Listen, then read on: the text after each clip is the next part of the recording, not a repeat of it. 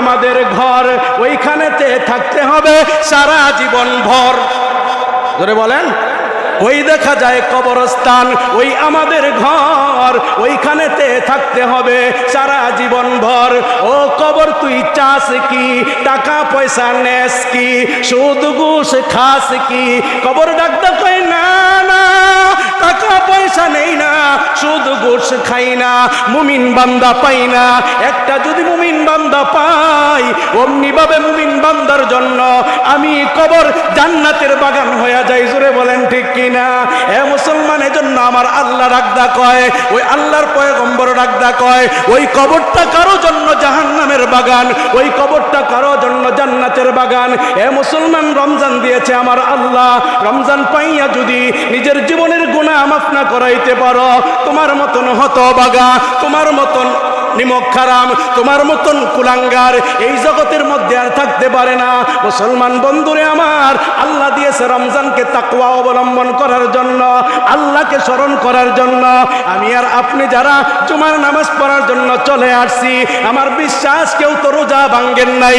এমন তো বান্দা আছে মাহে রমজানের রোজা পাইয়া ওর কত বড় স্পর্ধা, ওর কত বড় সাহস, আল্লাহর জমিনে থাইকা আল্লাহর অক্সিজেন নিয়া, আল্লাহর সূর্যের আলো নিয়া এই রোজা অবস্থায় ও মুসলমান হোটেলগুলোর ভিতরে পর্দা আবৃত্তি কইরা সিঙ্গারা খায়, পুরি খায়, পরোটা খায়, চা খায়। এ মুসলমান, তোমরা কি মনে করেছ আমার আল্লাহ দেখে না?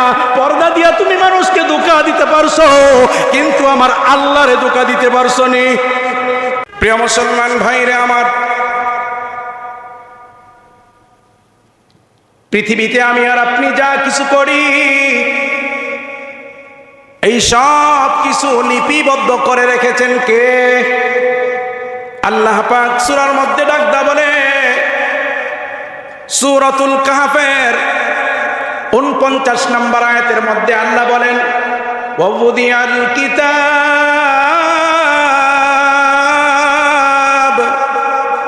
আল্লাহ পাক ডাকদা বলে, হাসরের ময়দানে আমি আমলনামা খুলে দিব। হাসরের ময়দানে আমি আল্লাহ আমলনামা খুলব। ফাতারাল মুজরিমিন, সমস্ত অপরাধীরা দেখবে, মুশফিকিনা মিম্মা ফিহ, তাদের আমলনামা তারা দেখে ভীত সন্ত্রস্ত হয়ে যাবে। আল্লাহ পাক ডাকদা বলে, হাসরের ময়দানে আমি আল্লাহ আমলনামা খুলে দিব। আমলনামা খোলার পর অপরাধীরা তাদের আমলনামা তারা নিজেরা দেখে ভীত সন্ত্রস্ত হবে। এরপরে তারা বলবে, ওয়ায়াকুলুনা ইয়া ওয়াইলাতানা মা লিহাযাল কিতাব। ওয়ায়াকুলুন, সমস্ত অপরাধীরা বলবে, ইয়া ওয়াইলাতানা, ইয়া ওয়াইলাতানা মা লিহাযাল কিতাব। আফসোস, এটা কোন কিতাব? লা ইউগাদিরু সগীরাতাও ওয়ালা কাবীরা। এটা তো এমন একটা কিতাব, হায়াতের জীবনে আমি ছোট্ট যেই কাজটা করেছি তাও লিপিবদ্ধ আছে, আমি বড় যেই কাজটা করেছি ওটাও লেখা আছে। ইল্লা আহসাহা, সব কিছু সংরক্ষিত করে রেখেছে। ওয়াজাদু মা আমিলু হাদিরা, সব তার সম্মুখে উপস্থিত হবে। ওয়াজাদু মা আমিলু হাদিরা, সমস্ত আমল তার সম্মুখে উপস্থিত হবে। ওয়ালা ইয়াজলিমু রাব্বুকা আহাদা, আল্লাহ বলেন আমি ওই দিন কারো প্রতি কোনো অন্যায় করব না, জুলুম করব না।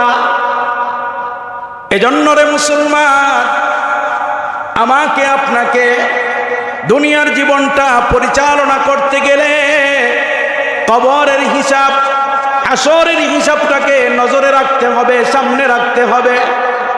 যেই বান্দা কবরটাকে সামনে রেখেছে, হাসরটাকে সামনে রেখেছে, তার দ্বারা অপরাধ হয় না।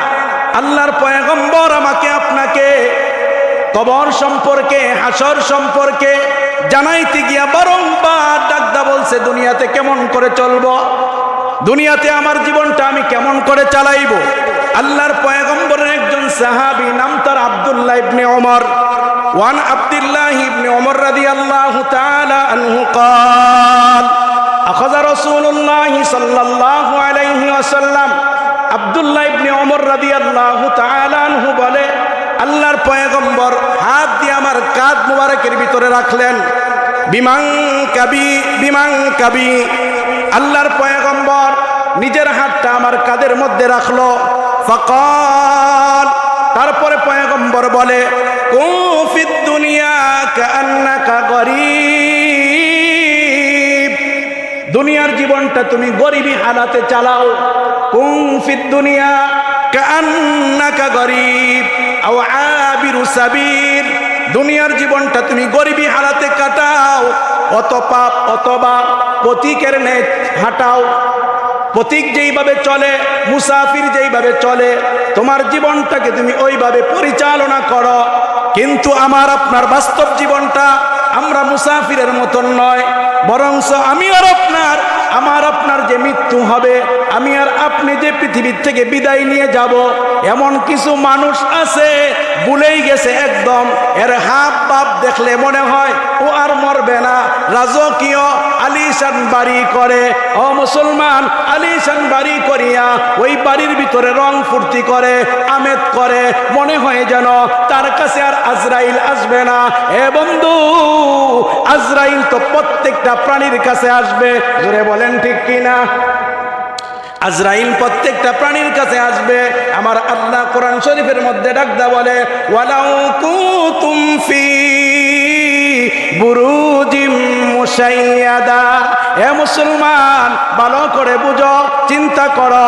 আল্লাহ পাক ডাকদা বলতেছে, তুমি যদি মৃত্যুর থেকে বাঁচার জন্য বিশাল বড় লোহা দিয়া সুন্দর করে শক্ত করিয়া মজবুত করে একটা ঘর বানাও, যেই ঘরটার ভিতরে জানালা থাকবে না, যেই ঘরটার ভিতরে দরজা থাকবে না, যেই ঘরের ভিতরে পৃথিবীর কোনো অক্সিজেন ঢুকতে পারবে না, এমন করে তুমি বানিয়েছ, মশা ঢুকতে পারবে না, মাছি ঢুকতে পারবে না, বছর কি বছরের খাদ্য নিয়া ওই ঘরের ভিতরে তুমি প্রবেশ করেছ, তুমি কি মনে করো আজরাইল তোমার কাছে যাইতে পারবে না?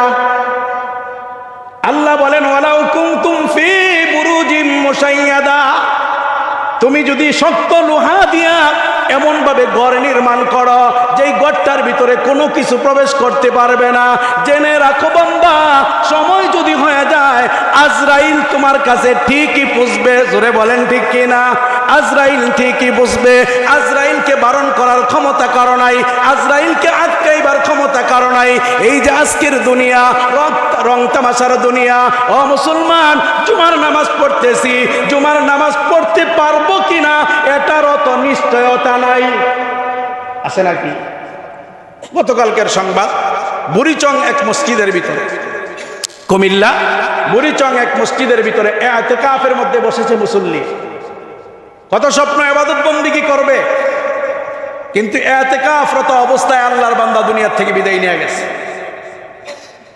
ইতিকাফরত অবস্থায় যেই বান্দারা পৃথিবীর থেকে বিদায় নিয়ে যায়, আমি আর আপনি আশা করতে পারি আল্লাহ পাক তারে জান্নাতুল ফেরদাউস দান করবে। মুসলমান বন্ধু আমার, মৃত্যু বড় নিদারুণ। সময় যখন হয়ে যাবে কেউ টিকে থাকতে পারবো না। গতকালকের আরেকটা হৃদয় বিদারক ঘটনা, বাগেরহাটের, খুলনা বাগেরহাটে একটা ছোট্ট ছেলে, একটা যুবক ছেলে বিবাহ করেছে। কত সুন্দর তার স্বপ্ন, বিবাহ করিয়া নববধূকে লইয়া, স্ত্রীকে নিয়া, ও মুসলমান, শ্বশুর বাড়ির থেকে নিজের বাড়ির দিকে রওনা দিয়েছে। ওই স্ত্রীর কত স্বপ্ন, বাসর ঘর হবে, বাসর ঘরে স্ত্রী স্বামী আর স্ত্রী মিলিয়া আনন্দের সংলাপ করবে, আনন্দের গল্প করবে, কিভাবে ভবিষ্যৎ সাজাইবে, ওইভাবে তারা আলাপচারিতা করবে। ও মুসলমান, আমার আল্লাহ ডাকদা কয়, বান্দারে, বিবাহ করে পরেছ, হাতের ভিতরে বান্দি তোমার মেহেদি আছে, লাল শাড়িও পরেছ। ও বন্ধু, যুবক বন্ধু ভালো করে বুঝো, যুবকের কত স্বপ্ন, যেই স্বপ্নটা লালিত করে প্রত্যেকটা যুবক, আমি বিবাহ করব, সুন্দর একটা স্ত্রী নিয়া আমার সংসার সাজাইব। ওই যুবকটাও সুন্দর স্বপ্ন দেখিয়া, যুবকটাও বড় আল্লাহওয়ালা, চেহারার ভিতরে নূর ভাসমান। ও মুসলমান স্কুলের ছাত্র, কিন্তু তার চেহারার ভিতরে মাওলানাদের অবস্থা। ও মুসলমান, দেখলে বোঝা যাইবে না স্কুলের ছাত্র। সুন্দর দাঁড়িয়ে আছে, মাথার ভিতরে টুপি আছে, গায়ের ভিতরে পাঞ্জাবি আছে। এমন একটা যুবক বিবাহ কইরা নিজের স্ত্রীকে লইয়া নিজের বাড়িতে যাইতেছে। আমার আল্লাহ মালাকুল মাউত নামে আজরাইলকে ডাক কয়, আজরাইল যা যা, এই দাম্পত্য যেন বাড়িতে না বুঝতে পারে। শুধু স্বামী আর স্ত্রী না, এই গাড়িটার মধ্যে যত যাত্রী আছে সমস্ত যাত্রীর প্রাণ বের করে নিয়ে আসো। ও মুসলমান, যেই মেয়েটা মেহেন্দি লাগাইছে হাতের মধ্যে, বধূ সাজিয়া লাল কাপড় পরিধান করছে, তার স্বপ্ন ছিল বাসর করবে, তার স্বপ্ন ছিল সংসার সাজাইবে। আল্লাহ ডাক কয়, বান্দিরে, সংসার করতে পারবি না, ওই সময় তোরে আমি আল্লাহ দিব না। ও যুবক বন্ধু, আমি আল্লাহ বলতেছি, তোকে ওই সময়টা দিব না। রাস্তার ভিতরে বরযাত্রী সহ 12 জন জায়গায় ডেট ফেল হইয়া ইন্তেকাল করেছে। আজকে মেয়ের বাবাটা আর্তনাদ করে কান্না করে, আমার মেয়ে যুবতী কন্যা মারা গিয়েছে, বাবা মেনে নিতে পারে না। ছেলের মা কান্না করে, আমার ছেলে যুবক মানুষ মারা গিয়েছে। ও মুসলমান, একদিন আমি আর আপনিও চলে যাইতে হবে।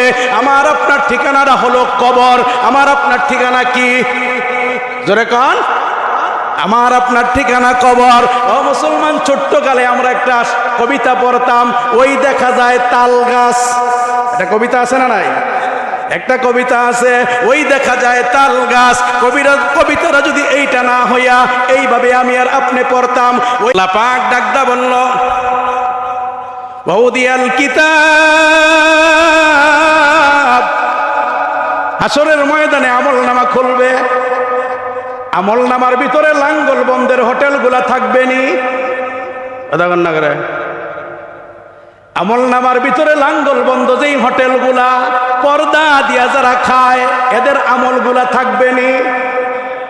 ওয়াউদিয়াল কিতাব, আল্লাহ বলে আমলনামা খুলে দিব। ফাতারুল মুজরিমিন, ওই দিন সিঙ্গারাখোর, ওই দিন পরোটাখোর, ওই দিন চাখোর যারা আছে, রমজান মাসে মুসলমানের সন্তান হইয়া রোজা ভঙ্গ করিয়া এই চা সিঙ্গারা খায়, ওরা দেখবে তাদের আমলনামাগুলা দেখা আমার আল্লাহ ডাকদা কয়, মুশফিকিনা মিম্মা ফিহি, তারা ভীত সন্ত্রস্ত হয়ে যাবে। হায় রে, আমরা না পর্দা দিয়া সিঙ্গারা খাইলাম, এটাও তি। আল্লাহ বলেন, ইয়া ওয়াইলাতানা, আফসোস করবে, মালি হাজাল কিতাব, আল্লাহ এটা কোন কিতাব খুললো, কোন আমলনামা খুললো? লা ইউগাদিরু সাগীরা, এরা মনে করেছিল জিনার গুনাহটাই লেখা থাকবে, সিঙ্গারা খাওয়ার গুনাহটা লেখা থাকবে না। এরা মনে করেছিল সুদখোরের গুনাহটা লেখা থাকবে, ঘুষখোরের গুনাহটা লেখা থাকবে না। আমার আল্লাহ ডাকদা কয় না, লা ইউগাদিরু সাগীরা, ও বান্দা, ছোট্ট থেকে ছোট্ট যেই গুনাহটা তুমি করেছ, আমি আল্লাহ ওটাও লিপিবদ্ধ করে দিয়েছি। ওয়ালা কাবীরা, বড় গুনাহটাও লিপিবদ্ধ করেছি। ইল্লা আহসাহা, সব কিছু সংরক্ষণ করে রেখে দিয়েছি। ওয়াজাদু মা আমিলু হাদিরা, সব আমলনামা তোমার উপস্থিত হয়ে যাবে। ওয়ালা ইয়াজলিমু রাব্বুকা আহাদা, ও বান্দা, ওই দিন কিন্তু আমি কারো প্রতি কোনো অন্যায় করব না, কারো প্রতি কোনো জুলুম করব না। আমার আল্লাহ সূরাতু ইয়াসিনের 65 নম্বর আয়াতের মধ্যে ডাকদা কয়, আল ইয়াউমা নাখতিমু আলা আফওয়াহিহিম ওয়া তুকাল্লিমুনা আইদিহিম ওয়া তাশহাদু আরজুলুহুম বিমা কানু ইয়াকসিবুন। আল্লাহ ডাকদা বলে, ও দুনিয়াদারেরা, ভালো করে তোমরা বুঝো, সূরা ইয়াসিনের 65 নম্বর আয়াতটা আল্লাহ পাক ডাকদা কয়, আমি আল্লাহ ওই দিন মোহর লাগায় দিব তোমার জবানের ভিতরে, জবান দিয়ে তুমি কথা বলতে পারবা না, আমি সাক্ষী নিব। আল্লাহ বলেন, আল ইয়াউমা নাখতিমু আলা আফওয়াহিহিম ওয়া তুকাল্লিমুনা আইদিহিম, আল্লাহর সঙ্গে আপনার এই হাতটা কথা বলবে। ও মুসলমান, আপনার বাম হাতটাও কথা বলবে।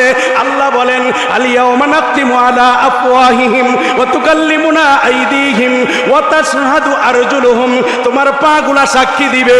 আল্লাহ গো, আমাকে দিয়া হাইটা হাইটা লাঙ্গল বন্দে বাজারে গিয়া, ও মুসলমান চৌরাস্তার বাজারে গিয়া, মদনপুরের বাজারে গিয়া, নারায়ণগঞ্জের শহরে গিয়া, ঢাকার শহরে গিয়া, রমজান মাসে রোজা না রাইখা কাচ্চি বিরিয়ানি খাইছে গো আল্লাহ, আমি পা সাক্ষী দিতেছি আমার নিয়ে হাইটা হাইটা গেছে গো আল্লাহ। ও মুসলমান, ওই দিন তুমি তোমার পাকে বলবা, রে পা, তুই না আমার দেহের মধ্যে না ছিলি, আজকে কেমন করিয়া আমার বিপক্ষে সাক্ষী দিতেছ? ওই দিন পা বলবে, ওরে দুষ্কৃত, ওরে আল্লাহর নাফরমান বান্দা, থাম, ওই দিন কথা বলতে পারি নাই, আজকে আল্লাহ পাক কথা বলার সুযোগ দিয়েছে, আজকে তোরে আমি ছাড়তেছি না। হাত বলবে, ও আল্লাহ, আমার দিয়া অন্যায় ভাবে অন্যের প্রতি জুলুম করছে, আল্লাহ গো, আমার দিয়া অন্যায় ভাবে অন্যের থেকে সম্পদ নিয়েছে, আল্লাহ গো, আমার দিয়া অন্যায় ভাবে অন্যের প্রতি আক্রমণ করেছে। ওই দিন তুমি হাতকে বলবা, হাতরে থামস না, হাত লড়া দিয়া বলবে, না, আজকে থামার কোনো সুযোগ নাই, ওই দিন আমি কথা বলতে পারি নাই, আজকে সুযোগ এসেছে, তুমি যা কিছু করেছ সব আমি আমার আল্লাহকে বলে দিব। ও বান্দা, ওই দিন যদি তোমার নাফরমানিগুলা, তোমার অবাধ্যতাগুলা আল্লাহর সামনে তুলে ধরে, বলো না বাঁচার কোনো রাস্তা আসেনি। কিন্তু আজকে আপনি মনে করতেছেন আপনি স্বাধীন, আপনি অন্যায় করেন, আপনার হাত কিছু বলে না, আপনি অন্যায় করেন, আপনার চক্ষু কিছু কয় না, আপনি অন্যায় করেন, আপনার কান কিছু কয় না। কিন্তু একদিন বাবা, মুসলমান যদি হয়ে থাকেন, আমরা আখিরাতকে বিশ্বাস করি, জোরে বলেন ঠিক কিনা? আখিরাতকে বিশ্বাস করি, হিসাব হবে এটাও বিশ্বাস করি। ও মুসলমান, আল্লাহ পাক ডাক কয়, বান্দারে বইলা যাইস না, আমি আল্লাহ অল্প সময়ের জন্য তোরে দুনিয়াতে পাঠাইছি। কতটুকু সময়? হাসরের ময়দানে আল্লাহ পাক জান্নাতি জাহান্নামী উভয় দলকে বলবে, দুনিয়াতে কতটুকু সময় ছিলা?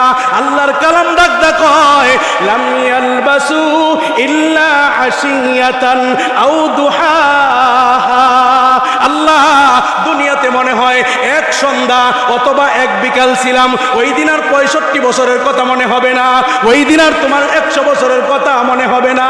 তুমি যে পাওয়ার পাইয়া, ক্ষমতা পাইয়া অন্যায় করছো, তুমি মনে করেছো তোমার থেকে হিসাব নেওয়ার কেউ নাই, তুমি একজন বেটা। না না, তোমার থেকে বড় বড় বেটা, তো বড় বড় বাহাদুর, বড় বড় পালোয়ানকে আমার আল্লাহ মাটির নিচে নিয়ে শায়েস্তা করছে। জোরে বলেন ঠিক কিনা?